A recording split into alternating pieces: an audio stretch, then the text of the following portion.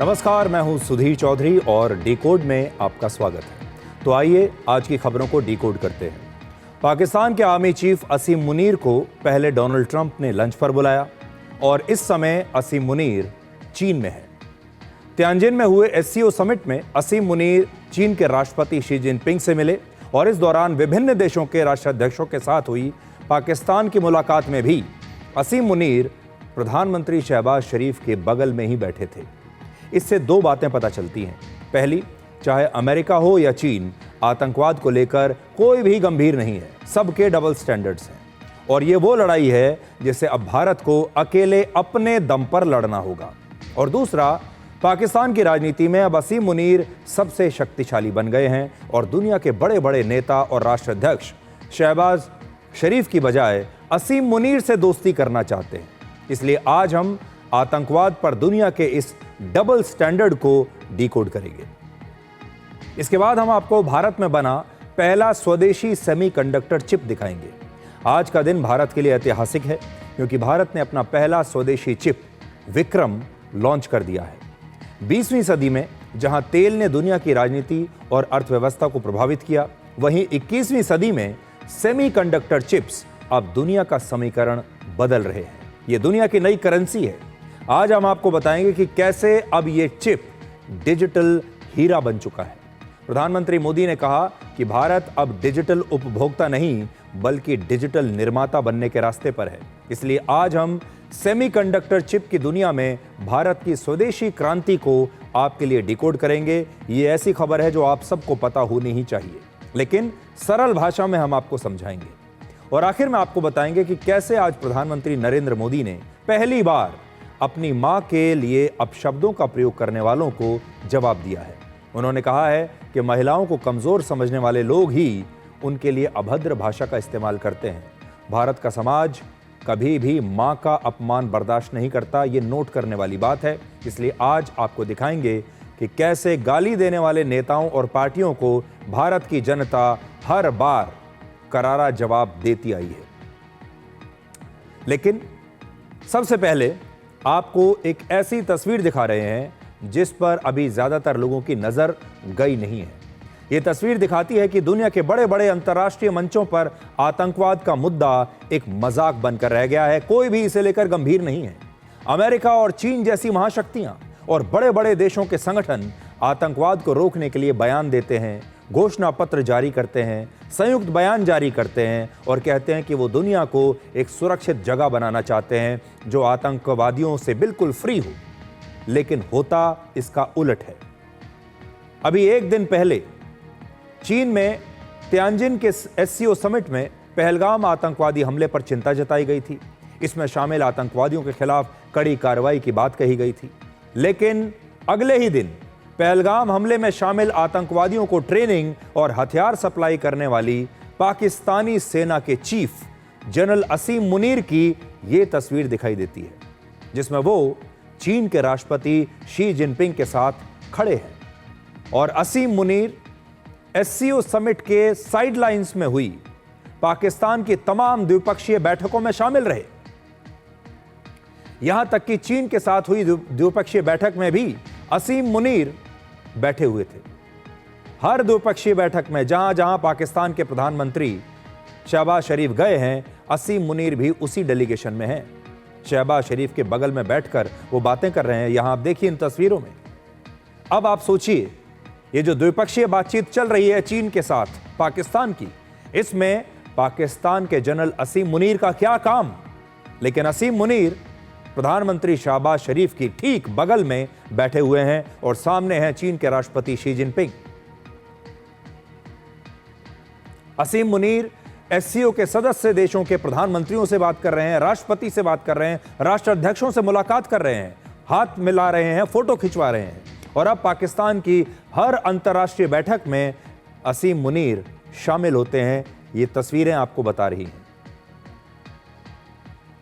America के रक्षा मंत्रालय के एक पूर्व अधिकारी माइकल रूबिन ने अभी थोड़े दिन पहले ही बिल्कुल सही बात कही थी कि असीम मुनीर एक सैनिक नहीं बल्कि सूट बूट पहने हुए ओसामा बिन लादेन है। यानी एक ऐसा आतंकवादी हैं जो सूट बूट पहनकर आतंकवाद को बढ़ावा देता है। और बिल्कुल सही परिभाषा उन्होंने असीम मुनीर के लिए तब दी थी। आतंकवादी ओसामा बिन लादेन से इसकी तुलना की थी। अब जो कुछ आपने अभी तस्वीरों में देखा, इसके दो मतलब हैं। पहला ये कि अमेरिका और चीन जैसी महाशक्तियों के आतंकवाद पर डबल स्टैंडर्ड्स हैं। अपने लिए आतंकवाद कुछ और है और दूसरे के लिए कुछ और है। अगर आतंकवाद की मार खुद पर लगे तो अलग मापदंड हैं, और आतंकवाद की मार किसी दूसरे देश पर लगे, भारत पर लगे, तो दोहरे मापदंड हैं। डोनाल्ड ट्रंप असीम मुनीर को व्हाइट हाउस में लंच पर बुलाते हैं, और अमेरिका के एक मिलिट्री कमांडर के फेयरवेल समारोह में भी असीम मुनीर को अमेरिका बुलाया जाता है। और अब असीम मुनीर चीन के राष्ट्रपति शी जिनपिंग से मिल रहे हैं, और 3 सितंबर को वो चीन की विक्ट्री डे परेड में भी शामिल होंगे। तो चाहे चीन हो या अमेरिका हो, असीम मुनीर हर जगह है। अमेरिका के राष्ट्रपति के साथ भी वो लंच खा रहे हैं, और चीन के राष्ट्रपति के साथ भी बैठकर आमने सामने बैठकर बातचीत कर रहे हैं। आज बड़ा सवाल यह है कि पाकिस्तान के एक आर्मी चीफ को अंतर्राष्ट्रीय स्तर पर होने वाली इन बड़ी बड़ी कूटनीतिक बैठकों में इतना महत्व क्यों दिया जा रहा है? ऐसा क्या है इसमें? चीन और अमेरिका के राष्ट्रपति असीम मुनीर से सीधे क्यों मिलना चाहते हैं? और दूसरा मतलब यह कि पाकिस्तान को असल में चला कौन रहा है? शहबाज शरीफ या फिर असीम मुनीर? असली ताकत, शक्ति किसके हाथ में है? रिमोट कंट्रोल किसके हाथ में है? दुनिया को दिखाने के लिए हो सकता है कि शहबाज शरीफ प्रधानमंत्री हों, लेकिन असली ताकत शायद असीम मुनीर के पास है। पूरी दुनिया में किसी भी देश का एक ही लीडर होता है, लेकिन पाकिस्तान में प्रधानमंत्री से ज्यादा ताकत आर्मी चीफ असीम मुनीर के पास है। दुनिया के सभी देश जानते हैं कि शहबाज शरीफ भले ही दिखावे के लिए चुने गए सिविलियन नेता हों, लेकिन पाकिस्तान में असली राज सेना का चलता है, और पाकिस्तान में दुनिया के जो बड़े बड़े देश हैं, उनके नेता हैं, उनके जो इन्वेस्टमेंट हैं, उन्होंने जो पैसा लगा कर रखा है पाकिस्तान में, पाकिस्तान से आगे चलकर उन्होंने जो काम निकालने हैं, ये सब कुछ तब सुरक्षित रहेगा जब वो पाकिस्तान के आर्मी चीफ को अपने भरोसे में लेंगे। इसलिए वो जानते हैं कि शहबाज शरीफ से बात करने का कोई फायदा नहीं, असीम मुनीर से बात की जाए, उनसे दोस्ती की जाए, तब उनका हर काम पाकिस्तान में हो जाएगा। और इसीलिए दुनिया के बड़े बड़े देश अब असीम मुनीर से ही सीधे दोस्ती कर रहे हैं। हर देश के पास अपनी एक सेना होती है, लेकिन दुनिया में एक ऐसी सेना है जिसके पास अपना एक देश है, और वो देश है पाकिस्तान। इसलिए कहते हैं कि पाकिस्तान का मुख्यालय इस्लामाबाद में नहीं बल्कि रावलपिंडी में है। यानी सिविलियन लीडरशिप भले ही इस्लामाबाद में बैठती हो, प्रधानमंत्री भले ही इस्लामाबाद में बैठते हो, सरकार के जो बड़े बड़े मंत्री हैं वो इस्लामाबाद में बैठते हो, लेकिन असली शक्ति रावलपिंडी में है, क्योंकि रावलपिंडी में पाकिस्तान की सेना का मुख्यालय है। आजकल पाकिस्तान में दो अटकलें बहुत चल रही हैं। पहला, असीम मुनीर शहबाज शरीफ से ज़्यादा शक्तिशाली हैं। पाकिस्तान के सभी बड़े फैसले असीम मुनीर ही ले रहे हैं, क्योंकि उनके पास सेना की ताकत है। शहबाज शरीफ के पास भी अब इतनी हिम्मत नहीं है कि वो बिना असीम मुनीर को पूछे कोई बड़ा फैसला ले ले। इसलिए हर बड़ी बैठक में अब असीम मुनीर को अपने साथ लेकर जाते हैं। और दूसरा ये कि हो सकता है कि बहुत जल्द असीम मुनीर पाकिस्तान के अगले राष्ट्रपति भी बन जाएं। ये सब अटकलें हैं जो पाकिस्तान के मीडिया में इस समय चल रही हैं, पर इतना ज़रूर है कि असीम मुनीर पाकिस्तान के पोस्टर बॉय बन चुके हैं, और ये दुनिया के लिए एक बुरी खबर है, ये दुनिया के लिए एक शुभ संकेत बिल्कुल नहीं है। हालांकि ये भी हम कहना चाहेंगे कि चीन से आई इन तस्वीरों को देखकर ज़्यादा चिंतित होने की भी आवश्यकता नहीं है। चीन और पाकिस्तान की दोस्ती बहुत पुरानी है। ये दोनों ही अपने अपने हितों से बंधे हुए हैं। चीन अपने हितों से बंधा हुआ है। चीन की अपनी मजबूरी है, बहुत बड़ी मजबूरी है, और वो ये कि चीन ने पाकिस्तान में लगभग 6 लाख करोड़ रुपए का निवेश किया हुआ है। इसका मतलब यह है कि SCO समिट में भारत को जो कामयाबी मिली, भारत को बहुत बड़ी कामयाबी मिली थी कि हमने पहलगाम हमले का जिक्र जॉइंट स्टेटमेंट में करवाया, आतंकवाद के मुद्दे को जॉइंट स्टेटमेंट में हमने शामिल करवाया। जबकि आपको याद होगा SCO के ही रक्षा मंत्रियों के समिट में कुछ महीने पहले, 2 महीने पहले, चीन इस बात के लिए तैयार नहीं था। जब भारत के रक्षा मंत्री राजनाथ सिंह चीन गए थे अब से कुछ समय पहले, तब चीन इस बात के लिए तैयार नहीं था कि पहलगाम हमले को जॉइंट स्टेटमेंट में शामिल किया जाए, आतंकवाद को जॉइंट स्टेटमेंट में शामिल किया जाए, और इसीलिए भारत के रक्षा मंत्री ने तब उस पर हस्ताक्षर करने से इनकार कर दिया था। लेकिन देखिए, कुछ ही हफ्तों में चीन इसके लिए तैयार हो गया। चीन आज पहलगाम हमले को एससीओ समिट के जॉइंट डिक्लेरेशन में शामिल करने के लिए तैयार हुआ, आतंकवाद के मुद्दे को शामिल करने के लिए तैयार हुआ। यह चीन की तरफ से एक बहुत बड़ा बदलाव है। लेकिन चीन को अभी अपने पुराने दोस्त को छोड़ने में कुछ समय जरूर लगेगा और आने वाला जो समय है वो बड़ा दिलचस्प होगा। दुनिया की राजनीति में कोई किसी का पक्का दोस्त नहीं, कोई किसी का पक्का दुश्मन नहीं। इसलिए हो सकता है आने वाले समय में आप देखें कि पाकिस्तान धीरे धीरे अमेरिका की तरफ चला जाए और चीन से उसकी दूरियां बनती चली जाए। इस पूरी कहानी का सार यह है कि आतंकवाद के खिलाफ ये जो लड़ाई है, ये भारत को अपने दम पर और अपनी ताकत के बल पर ही लड़नी होगी। आज हम अमेरिका के भरोसे नहीं बैठ सकते, ना चीन के भरोसे बैठ सकते हैं, ना ही किसी और देश के भरोसे बैठ सकते हैं। आतंकवाद जो हमारा खून बहा रहा है, हमारे लोगों का जो आतंकवाद हमें परेशान किए हुए है इतने दशकों से, उसको ख़त्म करने की जिम्मेदारी हमारी अपनी है और ये हमें अपने दम पर करना होगा। खुद को इतना ताकतवर और आत्मनिर्भर बनाना होगा कि ये लड़ाई हम अकेले भी लड़ सकें, किसी के भरोसे ना बैठें। आतंकवाद के खिलाफ लड़ने में हम चीन या अमेरिका या किसी और देश के भरोसे अब नहीं बैठ सकते। यही सार है आज की इस कहानी का और भारत उसके लिए अब काम तेजी से कर भी रहा है। एक और बड़ी दिलचस्प तस्वीर आपको दिखाते हैं। अब से थोड़ी देर पहले बीजिंग में रशिया के राष्ट्रपति व्लादिमीर पुतिन के साथ पाकिस्तान के प्रधानमंत्री शहबाज शरीफ की मुलाकात हुई है, जिसमें शहबाज शरीफ ने रशिया के साथ भारत के रिश्तों का जिक्र किया है और फिर पुतिन से पाकिस्तान के साथ भी ऐसे ही मजबूत रिश्ते बनाने का अनुरोध किया है जैसे रिश्ते भारत और रशिया के बीच हैं। ऐसा लगता है कि 1 सितंबर को प्रधानमंत्री मोदी और राष्ट्रपति पुतिन की मुलाकात की तस्वीरों को देखने के बाद से पाकिस्तान के प्रधानमंत्री को शायद नींद नहीं आ रही। और आपको याद होगा एक तस्वीर थोड़े दिन पहले, अभी एक दिन पहले ही बड़ी वायरल हो रही थी, जिसमें राष्ट्रपति पुतिन और प्रधानमंत्री मोदी एक साथ जा रहे हैं। पीछे पाकिस्तान के प्रधानमंत्री शहबाज शरीफ खड़े हुए हैं और इन दोनों नेताओं ने शहबाज शरीफ की तरफ एक बार भी देखा तक नहीं। तो पहले आप देखिए कि जब ये मीटिंग हुई व्लादिमीर पुतिन और शहबाज शरीफ के बीच, तो इस मीटिंग में शहबाज शरीफ ने क्या कहा। I know and I must say that we respect your relation with India. That's perfectly fine. But we also want to build very strong relations, and these relations will be supplementary and complementary for the good and for the progress and prosperity of the region. In that, I find in you a very dynamic leader, and I want to assure you that I'd like to work with you very closely. तो शहबाज शरीफ की इस भाषा को आप देखिए, अगर आपने ध्यान से सुना हो तो एक प्रकार से शहबाज शरीफ व्लादिमीर पुतिन के सामने गिड़गिड़ा रहे हैं और कह रहे हैं कि हमारे साथ भी वैसे ही दोस्ती कर लीजिए जैसे कि आपने भारत के साथ की है।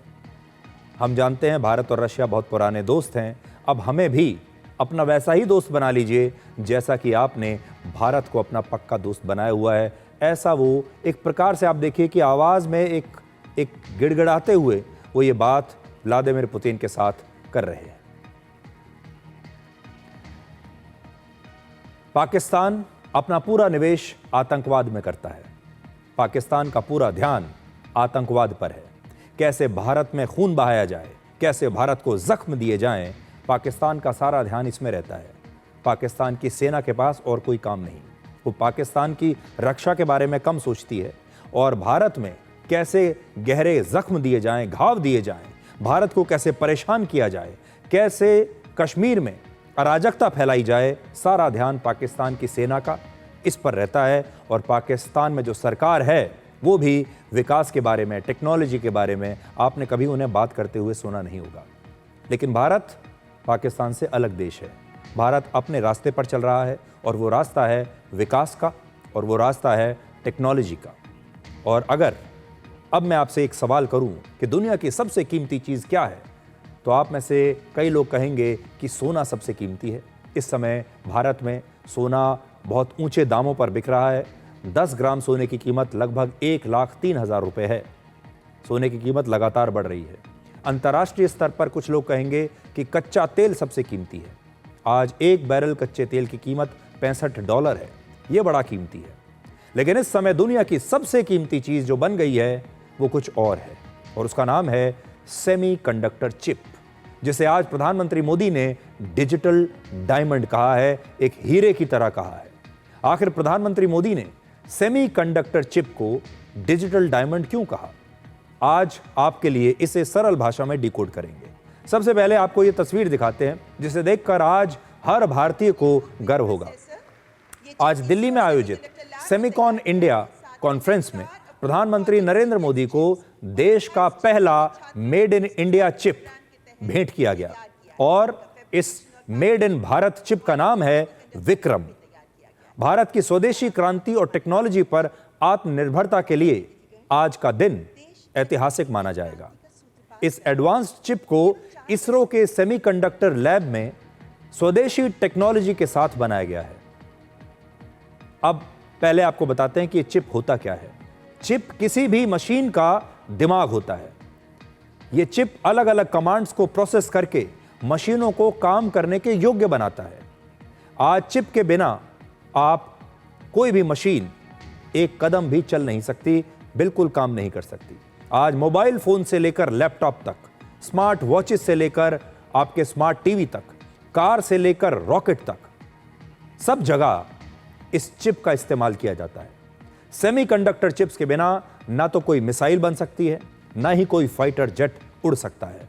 एक स्मार्टफोन में औसतन 150 चिप्स लगे होते हैं। एक कार में औसतन 1400 से 1500 चिप्स होते हैं। अगर एक भी चिप इसमें से खराब हो जाए तो आपका मोबाइल फोन या आपकी कार पूरी तरह से बंद हो सकती है। आज AI यानी आर्टिफिशियल इंटेलिजेंस का दौर है, और सेमीकंडक्टर चिप्स ही AI की, आप कह सकते हैं कि AI का दिल है, या AI जिनके पीछे पूरी तरह से आश्रित है वो यही सेमीकंडक्टर चिप्स हैं। आप इन्हें AI के दिल की धड़कन कह सकते हैं। कुछ समय पहले तक जैसे कच्चे तेल को ब्लैक गोल्ड कहा जाता था, काला सोना कहा जाता था, वैसे ही आज इन चिप्स को डिजिटल डायमंड कहा जाता है। आपने देखा होगा, कहा जाता है कि हीरा सबसे कीमती होता है और हीरा सदा के लिए होता है। इसलिए जिसके पास ये सेमीकंडक्टर चिप्स बनाने की शक्ति है, अब वही देश दुनिया में राज करेगा। आज भी हमारे देश में 90 से 95% सेमीकंडक्टर चिप्स बाहर से आयात होते हैं। ऐसे में आज मेड इन भारत चिप बनना अपने देश के लिए एक बहुत बड़ी उपलब्धि है। भारत ने वर्ष 2023 में 1843 करोड़ सेमीकंडक्टर चिप्स का आयात किया था दूसरे देशों से, और इसकी कीमत करीब 1,71,000 करोड़ रुपए थी। इसलिए आज भारत अगर खुद से इन सेमीकंडक्टर चिप्स के मामले में आत्मनिर्भर बनना चाहता है तो आज ये भारत की सबसे बड़ी जरूरत है। और आज से ही दिल्ली में ये सेमिकॉन इंडिया कॉन्फ्रेंस की शुरुआत हुई है, और इस कॉन्फ्रेंस का उद्घाटन आज स्वयं प्रधानमंत्री मोदी ने किया है। ये भारत का सबसे बड़ा सेमीकंडक्टर और इलेक्ट्रॉनिक्स कॉन्फ्रेंस है, जिसमें 48 देशों की 350 से ज्यादा कंपनियां इसमें शामिल हो रही हैं। प्रधानमंत्री मोदी ने आज कहा कि 21वीं सदी की शक्ति अब एक छोटे से चिप में है। उन्होंने इस बात का भरोसा दिलाया कि जल्द ही भारतीय चिप्स दुनिया में एक बहुत बड़ा बदलाव लाएंगे। फ्रेंड्स, सेमीकंडक्टर की दुनिया में एक बात कही जाती है, oil was black gold, but chips are digital diamonds.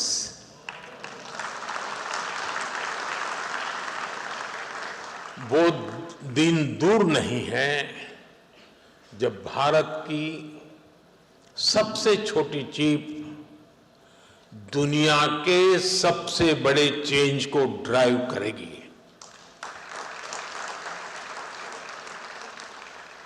Of course, our journey began late, but nothing can stop us now.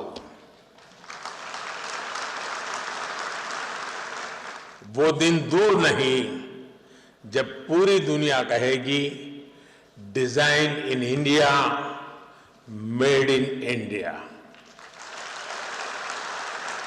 Trusted by the world, हमारे एफर्ट्स का हर बीट सफल हो, हर बाइट इनोवेशन से युक्त हो और हमारी जर्नी हमेशा एरर फ्री और हाई परफॉर्मेंस से भरपूर हो। भारत में पहली बार बने मेड इन इंडिया चिप का पूरा नाम है विक्रम 32 बिट प्रोसेसर।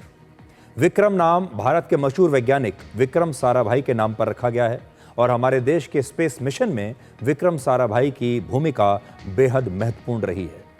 इस चिप का इस्तेमाल भारत के स्पेस मिशन में किया जाएगा। ये चिप अंतरिक्ष उड़ान के दौरान बहुत ज़्यादा गर्मी या बहुत ज़्यादा जो ठंड होती है उसमें बहुत आसानी से काम कर सकता है। ये इसकी खासियत है। दुनिया में जैसे जैसे टेक्नोलॉजी का इस्तेमाल बढ़ रहा है, टेक्नोलॉजी आगे बढ़ रही है, सेमीकंडक्टर चिप्स सबसे ज़्यादा ज़रूरी और आवश्यक हो गए हैं। हमारे देश में अब तक सेमीकंडक्टर के क्षेत्र में बड़े निवेश पर गंभीरता से इससे पहले कभी विचार ही नहीं किया गया था। इसरो और रक्षा से जुड़े कुछ संस्थान अपनी ज़रूरत के मुताबिक कुछ सेमीकंडक्टर्स तो ज़रूर बना रहे थे, लेकिन ज़्यादातर सेमीकंडक्टर चिप्स को बाहर से ही इंपोर्ट करना पड़ता है, बाहर से ही खरीदना पड़ता है, क्योंकि हम अभी अपने देश में ये सब नहीं बना पाते। और पहली बार हमारे देश में किसी प्रधानमंत्री ने, किसी नेता ने सेमीकंडक्टर चिप्स की इस आवश्यकता को ठीक से समझा है। प्रधानमंत्री मोदी भारत को सेमीकंडक्टर चिप्स के मामले में पूरी तरह से आत्मनिर्भर बनाना चाहते हैं।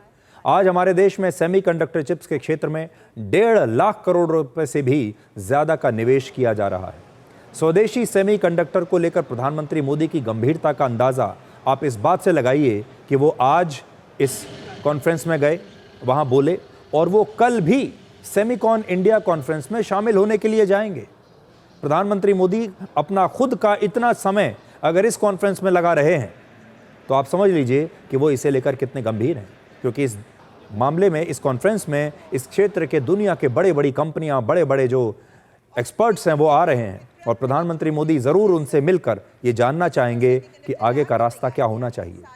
आज से केवल 3 दिन पहले 30 अगस्त को प्रधानमंत्री मोदी जापान में भी एक सेमीकंडक्टर चिप्स की फैक्ट्री में गए थे और इस फैक्ट्री में प्रधानमंत्री मोदी ने सेमीकंडक्टर चिप्स से जुड़ी सारी जानकारियां ली थी। तो आप सोचिए कि वो इस क्षेत्र में हर जानकारी को लेना चाहते हैं, अलग अलग जगहों पर फैक्ट्रियों में जा रहे हैं, एक्सपर्ट से मिल रहे हैं और पता लगाने की कोशिश कर रहे हैं कि भारत के लिए सबसे सही रास्ता सेमीकंडक्टर चिप्स के मामले में क्या हो सकता है। एक छात्र की तरह वो लगातार इस क्षेत्र में काम कर रहे हैं। आप देखिए, इससे उनकी गंभीरता को आप समझिए कि किसी देश का एक प्रधानमंत्री एक मिशन को पूरा करने के लिए ठान ले और इसके लिए वो दुनिया भर में जो बेहतरीन कंपनियां हैं जो सेमीकंडक्टर चिप्स बना रही हैं वहां जाएं, वहां के लोगों से बात करें, एक्सपर्ट से बात करें, उनसे पूछें कि आप लोग कैसे बनाते हैं, इसकी क्या टेक्नोलॉजी है, भारत को ये टेक्नोलॉजी कैसे मिल सकती है। ये अपने आप में एक बहुत ही शक्तिशाली तस्वीरें हैं, मैं ये कहूंगा। और आज इसी कॉन्फ्रेंस में प्रधानमंत्री मोदी ने जापान और चीन के अपने दौरे का जिक्र करते हुए लोगों के साथ हंसी मजाक के अंदाज में भी कुछ बात की, अपने अनुभव बताए। आप ये वीडियो भी देखिए। देवी और सज्जनों, कल रात ही मैं जापान और चीन की यात्रा करके वापस लौटा हूं।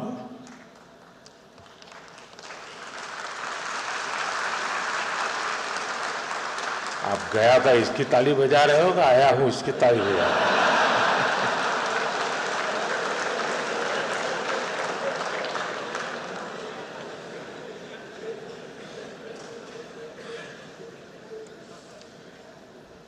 और आज यशोभूमि में एस्पिरेशंस और कॉन्फिडेंस से भरे इस हॉल में हूं, आपके बीच उपस्थित हूं। अब देखिए इस समय और आगे का भविष्य क्या होगा। अब जिस देश का सेमीकंडक्टर चिप्स की अर्थव्यवस्था पर नियंत्रण होगा, वही देश पूरी दुनिया को कंट्रोल कर पाएगा, वो पूरी दुनिया को कंट्रोल कर सकता है। अगर आज किसी देश में सेमीकंडक्टर चिप्स की सप्लाई बंद कर दी जाए तो उस देश की अर्थव्यवस्था बहुत कमज़ोर हो जाएगी, वो देश अपने घुटनों पर आ जाएगा। और ये एक बहुत बड़ा खतरा है किसी भी देश के लिए। आज हम सेमीकंडक्टर चिप्स दूसरे देशों से मंगवाते हैं, उनसे खरीद रहे हैं। अगर कोई देश हमें ये बेचने से इनकार कर दे कभी, अगर मान लीजिए किसी समय हमें इनकी बहुत सख्त ज़रूरत पड़ जाए, हमारा देश किसी आपातकाल से गुजर रहा हो, हम किसी युद्ध से गुजर रहे हों, युद्ध लड़ रहे हैं हम, और हमें ये चाहिए और कोई देश ये देने से मना कर दे, तो सोचिए भारत की स्थिति क्या होगी या किसी भी और देश की स्थिति क्या होगी। इसलिए ये एक ऐसा क्षेत्र है जिस पर आत्मनिर्भर होना बहुत ही आवश्यक है। डिफेंस सिस्टम पर बहुत गहरा असर पड़ जाएगा अगर ये हमें ना मिले। हमारे जो रक्षा के हथियार हैं वो बेकार हो जाएंगे, हमारी जो स्पेस टेक्नोलॉजी है, स्पेस मिशंस हैं, वो बेकार हो जाएंगे, हमारा पूरा जो डिजिटल का कामकाज है वो बहुत धीरे हो जाएगा या बंद हो जाएगा। वर्ष 2020 में जब कोरोना का समय आया था, कोविड का समय आया था, उसकी वजह से तब सेमीकंडक्टर चिप्स की सप्लाई बहुत कम हो गई थी, क्योंकि दुनिया भर में ये जो फैक्ट्रियां हैं ये बंद हो गई थी कोविड की वजह से। इनकी सप्लाई पर बहुत बुरा असर हुआ और तब भारत सहित दुनिया के कई देशों में कारों की प्रोडक्शन बहुत कम हो गई थी। आपको याद होगा जब कोविड का समय था और कोविड के बाद जब हम धीरे धीरे बाहर निकल रहे थे, उस समय हमारे देश में भी कारों की लंबी वेटिंग लिस्ट थी, लंबी लाइन लगी हुई थी।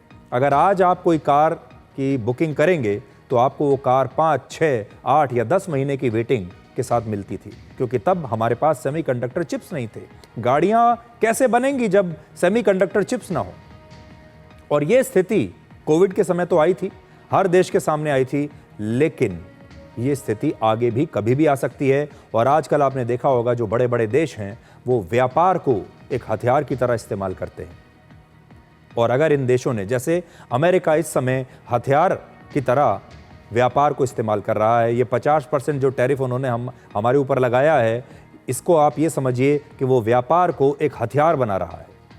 और अगर किसी ऐसे देश ने सेमीकंडक्टर चिप्स को भी कभी हथियार बनाकर हमारे खिलाफ इस्तेमाल कर लिया और हमें सप्लाई करने से इनकार कर दिया तो हम घुटनों पर आ जाएंगे। आज सेमीकंडक्टर चिप बनाने वाले जो देश हैं उनमें अमेरिका, चीन या रशिया दुनिया में पहले नंबर पर नहीं है। इसलिए यह भी समझ लीजिए ये पुरानी बातें हो गई। अब भविष्य में जो टेक्नोलॉजी आ रही है उसमें नंबर 1 पर इनमें से कोई भी नहीं है। आपको जानकर आश्चर्य होगा कि दुनिया का जो देश सबसे ज्यादा सेमीकंडक्टर चिप्स इस समय बना रहा है वो बहुत ही छोटा सा देश है। उसकी जनसंख्या दिल्ली की जनसंख्या से भी कम है और उस देश का नाम है ताइवान। ताइवान में आज सबसे ज्यादा आधुनिक सेमीकंडक्टर चिप्स बनाए जाते हैं। ताइवान में पूरी दुनिया के 68% सेमीकंडक्टर चिप्स की मैन्युफैक्चरिंग हो रही है। इसके बाद अमेरिका का नंबर आता है, दक्षिण कोरिया का नंबर आता है, चीन का नंबर भी उसके बाद आता है। तो आप ये देख लीजिए कि किसका कितना शेयर है। ताइवान पहले नंबर पर 68%, दक्षिण कोरिया और अमेरिका 12% और चीन का इस समय सिर्फ 8% शेयर है सेमीकंडक्टर की पूरी दुनिया के बाजार में। अमेरिका, दक्षिण कोरिया और चीन में भी आधुनिक सेमीकंडक्टर चिप्स इस समय बन रहे हैं, लेकिन ताइवान के मुकाबले इन तीनों देशों में कुल मिलाकर आधे से भी कम चिप्स बनते हैं। 20वीं सदी में दुनिया में कच्चे तेल को लेकर अलग अलग देशों के बीच लड़ाइयां होती थीं, लेकिन अब इन सेमीकंडक्टर चिप्स की वजह से दो देशों के बीच झगड़े और बढ़ गए हैं। ताइवान में दुनिया का सबसे ज्यादा चिप्स का उत्पादन होता है, इसीलिए चीन ताइवान पर हमेशा अपना कंट्रोल रखना चाहता है।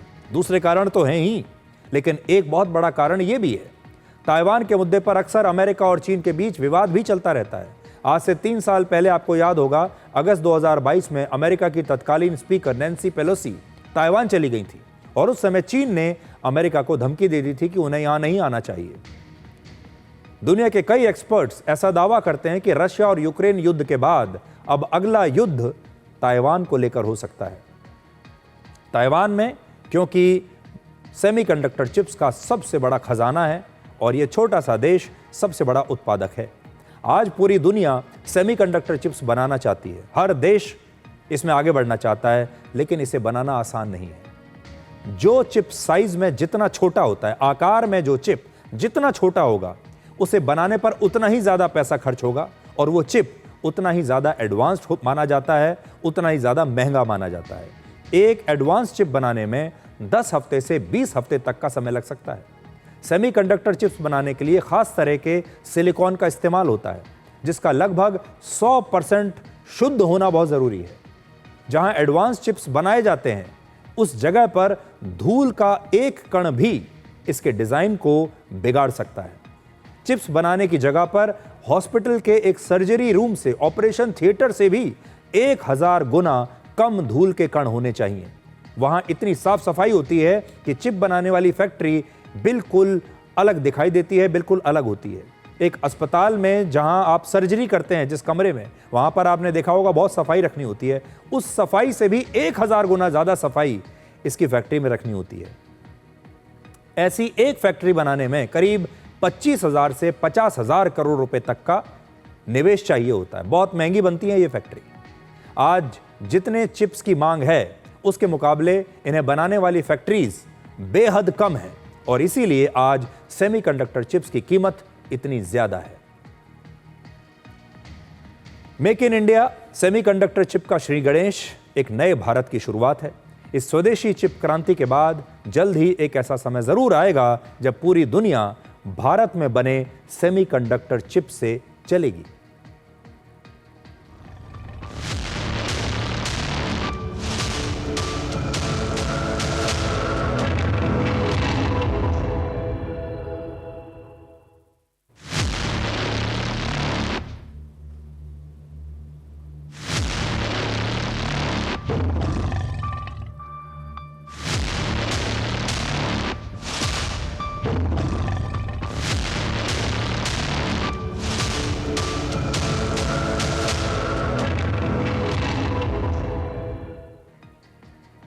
तो एक झलक हमने आपको दिखाई है भविष्य के भारत की।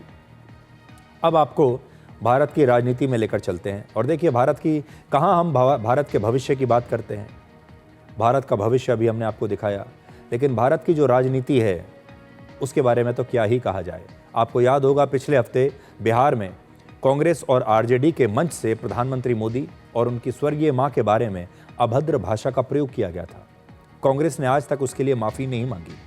आज प्रधानमंत्री मोदी ने पहली बार इस मामले पर कांग्रेस और आरजेडी को जवाब दिया है। प्रधानमंत्री मोदी ने एक बड़ा इमोशनल जवाब दिया है। उन्होंने कहा है कि उनकी मां का राजनीति से कोई लेना देना नहीं था, वो अब इस दुनिया में नहीं है, लेकिन फिर भी उन्हें अपमानित किया गया। प्रधानमंत्री मोदी ने आज 3 बड़ी बातें कही हैं। पहली बात, कांग्रेस और आरजेडी की मानसिकता महिला विरोधी है। ये पार्टियां महिलाओं को कमजोर समझती हैं और इसीलिए किसी महिला के खिलाफ अपशब्दों का इस्तेमाल करती हैं। दूसरा, नामदार लोग सत्ता को खानदान की विरासत समझते हैं, इसलिए ये गरीब मां की तपस्या और उनके बेटे के दर्द को कभी समझ नहीं पाएंगे। और तीसरी बात, बिहार की जनता इस अपमान का जवाब जरूर देगी। कांग्रेस आरजेडी के मंच से गाली, भद्दी गाली केवल मेरी मां को नहीं दी गई है, ये भद्दी भद्दी गाली करोड़ों माताओं बहनों को दी गई है। साथियों, एक गरीब मां की तपस्या,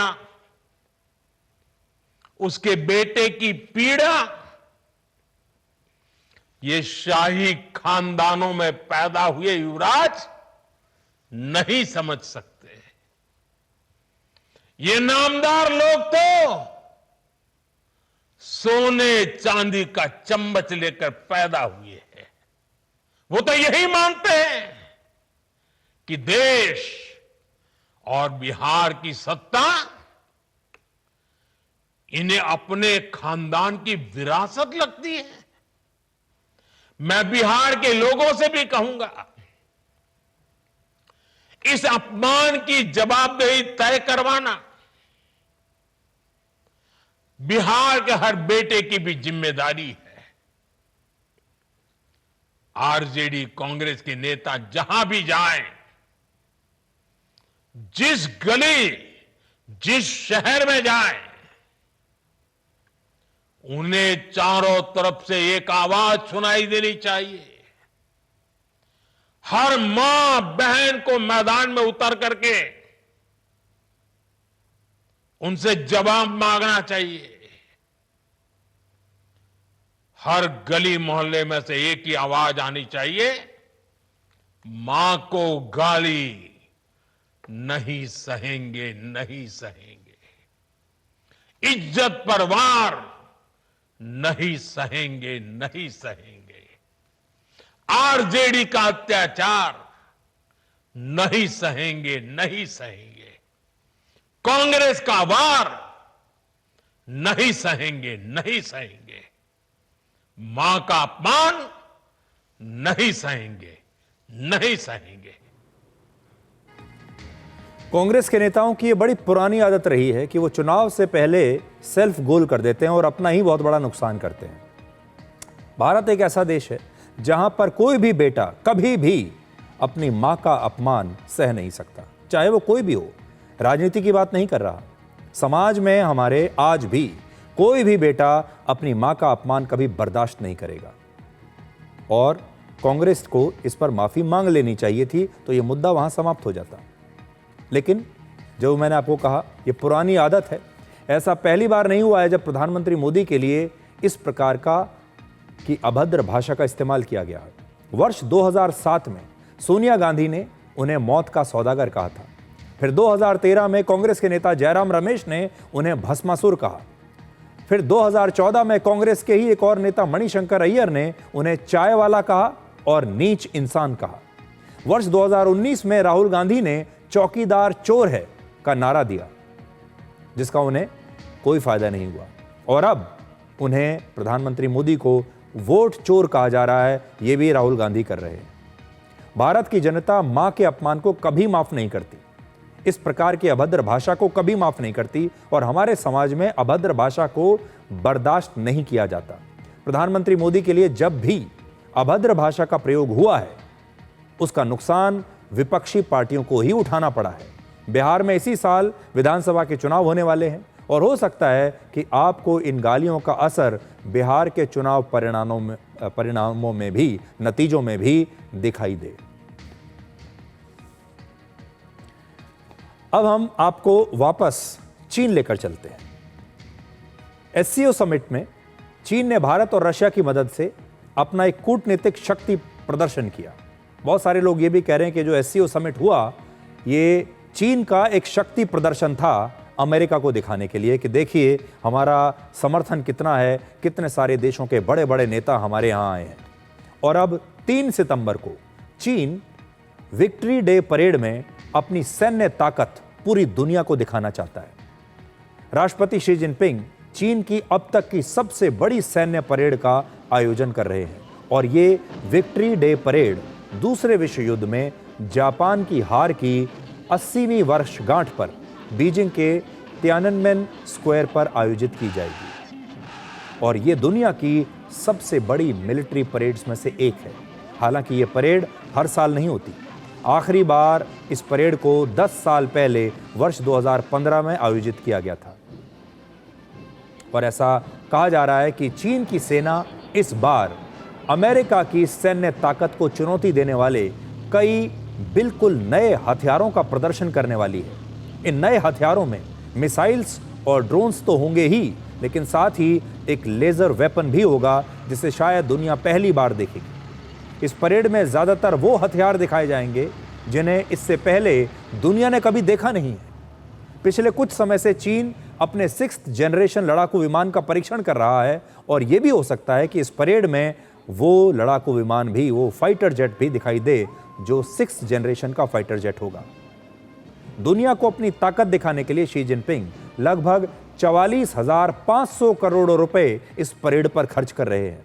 यानी ये चीन की अब तक की सबसे बड़ी मिलिट्री परेड होने के साथ साथ सबसे महंगी मिलिट्री परेड भी होगी, क्योंकि इसके जरिए शी जिनपिंग पूरी दुनिया को अपनी ताकत दिखाना चाहते हैं। इसमें सैन्य शक्ति के साथ साथ चीन दूसरे विश्व युद्ध की घटनाओं को भी याद कर रहा है और लोगों को याद दिला रहा है। जापान ने वर्ष 1931 में चीन के मंचूरिया इलाके पर कब्जा कर लिया था और यह कब्जा 14 वर्षों तक चला था और इसी की याद में चीन के 1000 से ज्यादा संगीतकार और कलाकार एक साथ 14 पंक्तियों में बैठेंगे।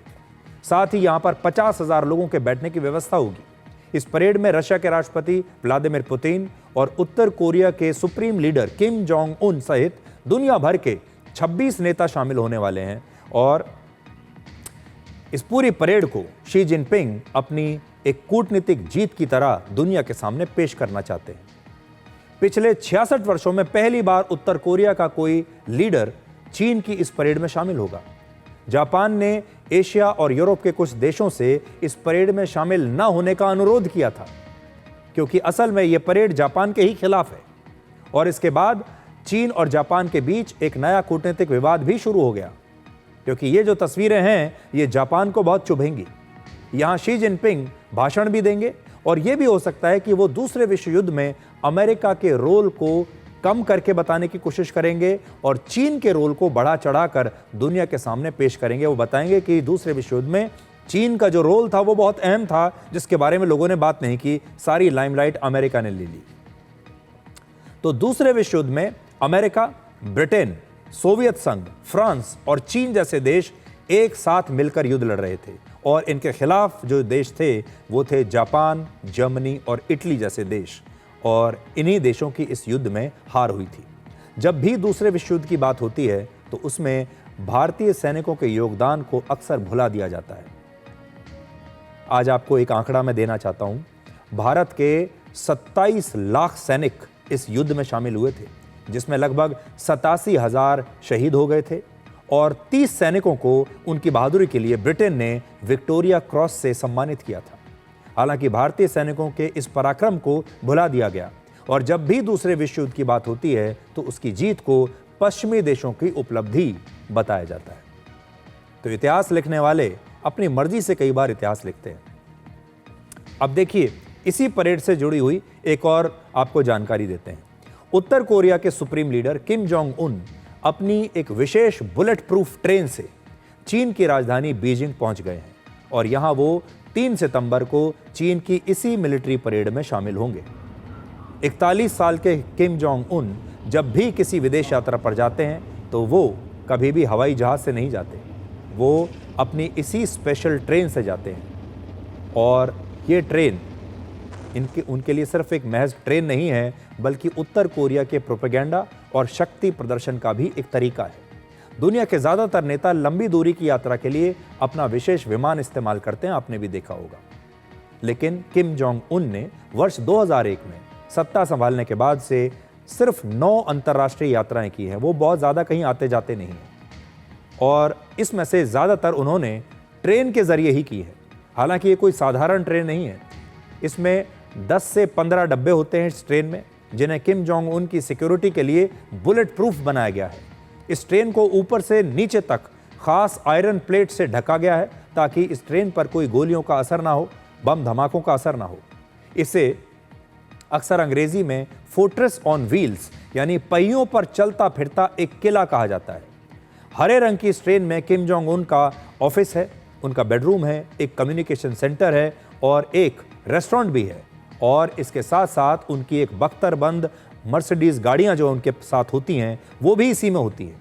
यानी वो आगे चलकर किस गाड़ी में जब जो गाड़ी इस्तेमाल करते हैं उस गाड़ी को भी इसी ट्रेन में रखा जाता है।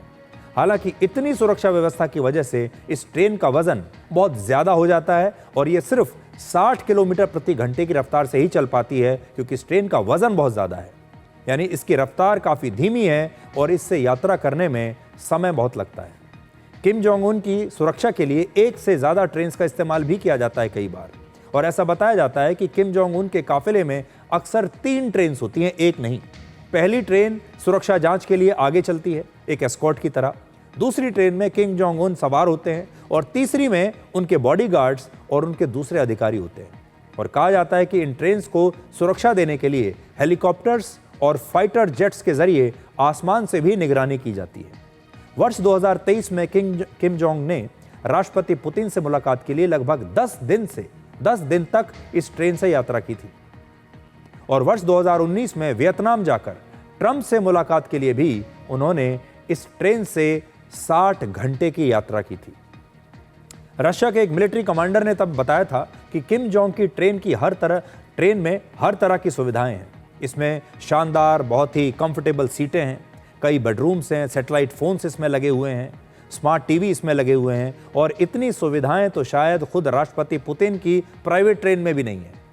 इस बार भी किम जोंग को उत्तर कोरिया से बीजिंग आने में लगभग 20 घंटे का समय लगा है, जबकि लंदन की हाई स्पीड रेल 200 किलोमीटर प्रति घंटे की रफ्तार से चलती है और जापान में जो ट्रेन चल रही हैं उनकी टॉप स्पीड 320 किलोमीटर प्रति घंटे तक है।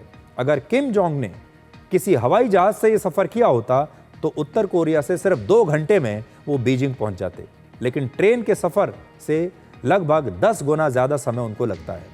और जब भी किम जोंग की ट्रेन चीन आती है तो सीमा पर ही उस ट्रेन में चाइना रेलवे कॉरपोरेशन का एक नया इंजन लगा दिया जाता है।